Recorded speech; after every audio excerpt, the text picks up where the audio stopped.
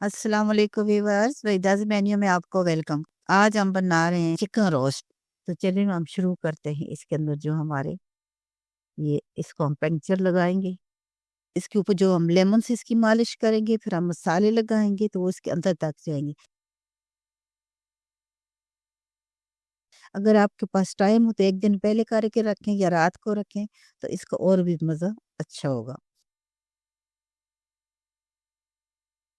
ये सब्जियां जो मैंने क्यूब्स में काटी हैं, प्याज, टमाटर, आलू, शिमला मिर्च, सब्ज धनिया, आम नॉर्मल रूटीन की सब्जियां हमारी, जो इसके हमने फिलिंग कर दी है।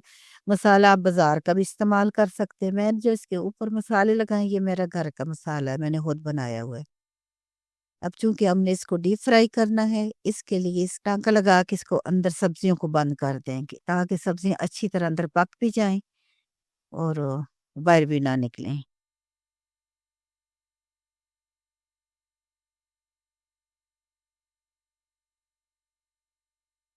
टांका लगा दिया, मसाला हमने लगा दिया,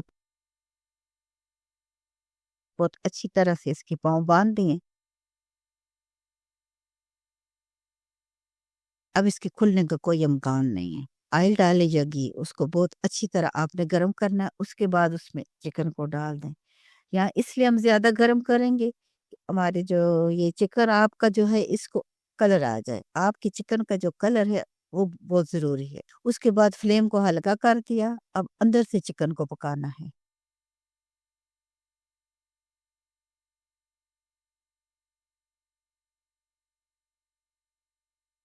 जब तक इसमें बबल्स होंगे, उस वक्त तक चिकन के अंदर वो आप समझे कि पानी है। बबल्स ख़त्म हो गए तो चिकन आपका बिल्कुल तैयार हो चुका है, अंदर से भी और बाहर से। कलर देखें कितना खूबसूरत है। इस तरह आपने अपनी चिकन को आराम से एहतियात से निकालना है। यहाँ घी ज़्यादा गर्म है।